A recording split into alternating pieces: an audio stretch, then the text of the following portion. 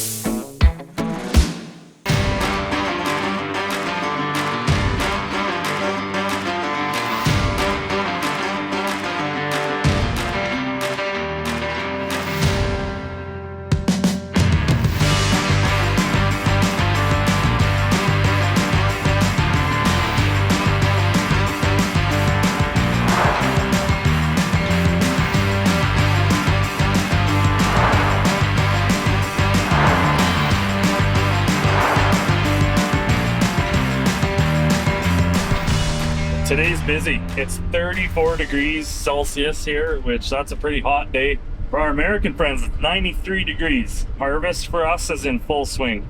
We're silaging right now, which is what you're seeing in this tractor and baler.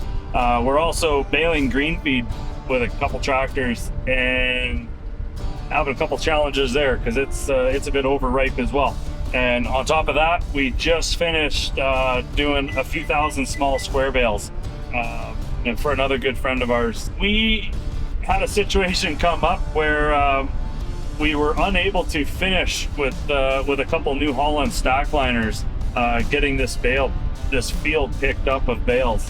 And it's going to rain tomorrow, and we're never going to complain about rain. However, there are a couple things today that have to be done before the rain. And getting those small square bales picked up off the field is one of them. That is very important. Hay is worth a lot of money this year, and those little small square bales are worth $15 a piece. So, what would that be, $5 American? But anyway, they're worth a lot. And this client, this friend of ours, well, he needs that hay too. So, he's paid for the fertilizer, and he's done all these things on that field to put up this hay, let alone harvest it. And the last leg of that hay's journey before it gets fed to some horses is it needs to be in the shed. It needs to be covered. Small square bales cannot be rained on when they're laying on the ground in the field. We had a friend of ours come and help us out with that, and unfortunately he wasn't able to get finished. It's a busy time of year for everybody, and we appreciate him. You know who we are. On top of that, though, we've got 600-800 bales on the ground today that need to get picked up, and it's so short notice that we're not going to be able to get another custom contractor or anyone to come in to help us with those, unfortunately. So we are over there stacking hay, and I couldn't be happier and more thankful to these friends of ours and neighbors and a couple strangers that knew that we were picking up all this hay. And we're more than willing to compensate some people. We are picking them up by hand, loading them on our semi, and we're driving across the quarter section that was baled to the brand new hay shed that was just put up at the corner of the quarter section. So 800 bales, 4 hours, 200 bales an hour being manually lifted, put on a truck, and unloaded again and stacked in a hay barn. That's impressive work, guys. Thank you so much for giving us a hand.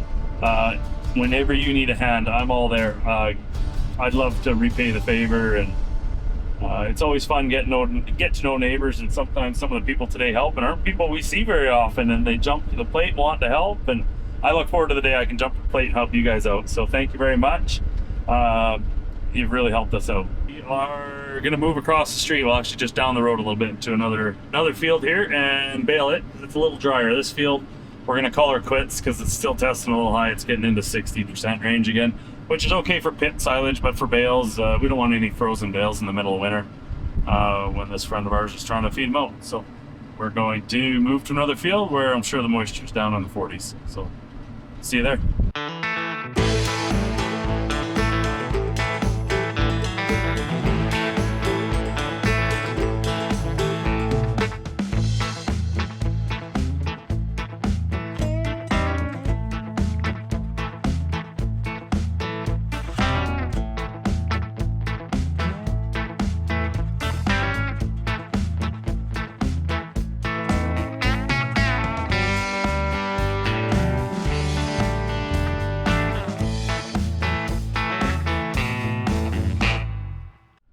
we plugged the baler. This chrome baler, it can eat. It can put the material through. Sorry, I'm a bit distracted here dealing with this, but we plugged her. But I'm going to show you something pretty neat. This chrome baler can, for the most part, unplug itself. And what we're going to do here is we've now raised the pickup off the ground. You can see me go up and down with the pickup. So the feature here with the chrome system is that you can hydraulically lower the knives. So we're gonna look at the screen here and you can see that little blue symbol. That's the knives. The knives are now engaged. So I've lifted the pickup off the ground and I'm now going to disengage the knives. You see how they just lowered and turned to red?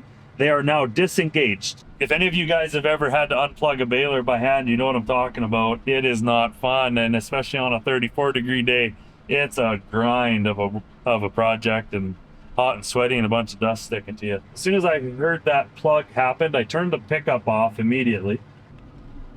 So as I bump the PTO switch, it's gonna eat up that wad of material. And as easy as that, we are now unplugged. So now the baler's obviously screaming at me that I'm running it without the knives engaged, which I was aware of. We're gonna hydraulically put these knives back into the pickup, just like that. Gonna lower that pickup back to the ground. Engage the PTO. And be well aware that we're in a pretty thick spot right now. This baler is pretty nice, having the onboard moisture system. That was an option we had to have. We like seeing our moisture in the cap, even on our dry hay balers. We always want to know what's coming into the baler, but again, there's no substitute for a manual probe. Getting out of your tractor, stretching your legs, and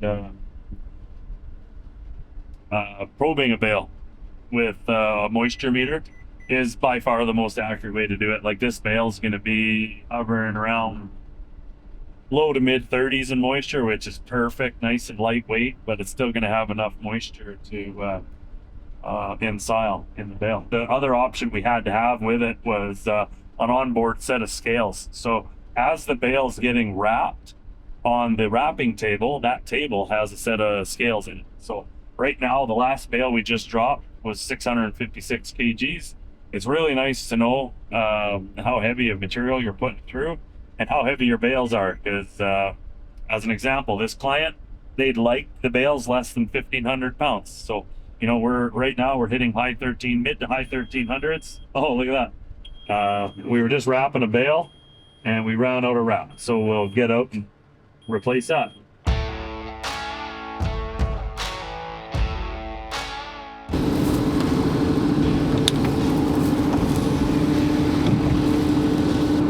Just hopped out of the tractor here. We ran out of net wrap, so just while we're out, it's always good to stretch your legs, but just give everything a once over, make sure everything's functioning properly. This baler being so new to us, a lot of new systems here. We just want to make sure everything's functioning. What I just looked at here was the oil level in this canister. So it's got an automated luber system on all the chains, so everything's getting automatically lubed as we drive. It's also got an onboard greasing system. So all of the moving parts that typically you'd have to hand grease, I think there's 3 or 4 on the back of the baler we have to do manually, but everything else, every other moving part that can take grease is automatically greased on this baler. So while we're out, about to reload some net wrap, just thought I'd take a look in that compartment and make sure everything's okay.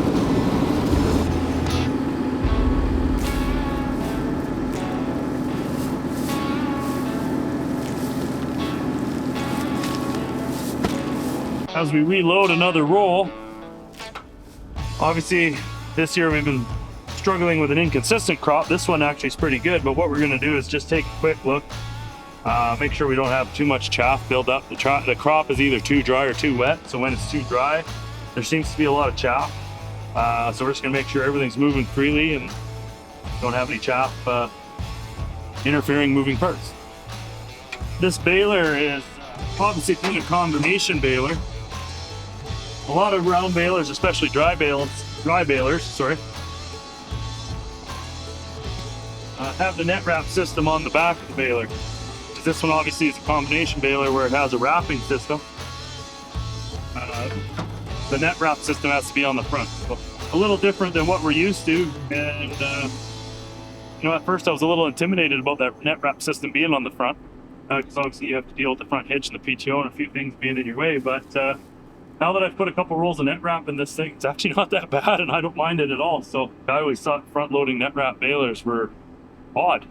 But I never run one. And now that I have, there's no difference. This is actually a nice system. This baler in particular, it'll hold 2 rolls of net wrap up top, let alone one that's loaded, versus all of the rear mount balers that we've run. We run a lot of John Deere 568s and 569 balers. You can only carry 1 extra roll. So by the time you get this thing loaded up with plastic wrap and a couple rolls of net wrap, as long as you got a lunch, you're gone for the day.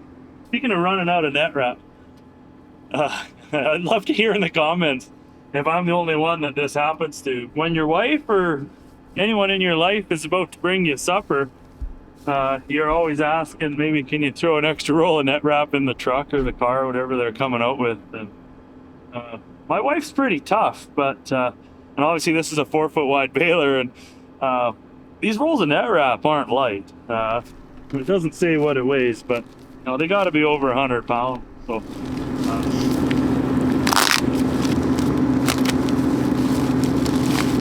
is it just me, or do you get a little bit of satisfaction just from ripping her open like it's Christmas morning? I do. One more hernia. Let's go.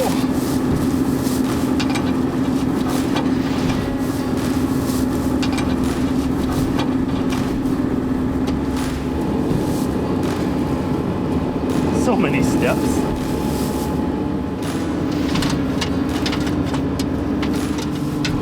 Oh, whoop, there it is.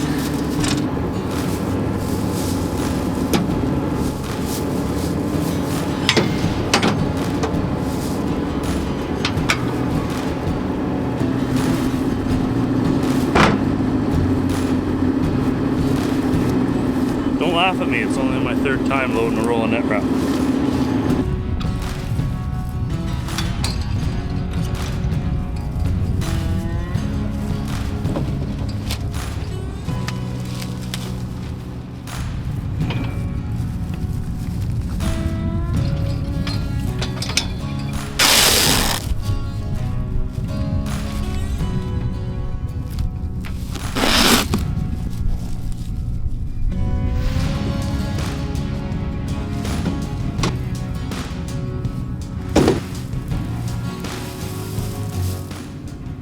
I guess this is what happens. Whoops. Does that happen? Can people that have hay allergies be in the hay business? I like having a couple partial rolls, as it turns out. Because sometimes when one tears, they never run out at the same time. So having a partial roll on hand seems to be a good thing from time to time. So that's what I'm going to do.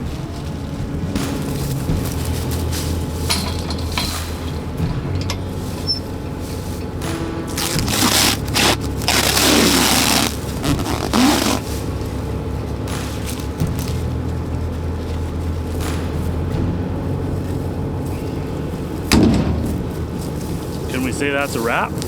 Thanks for watching today's videos, guys. Have a good one, guys. Talk soon.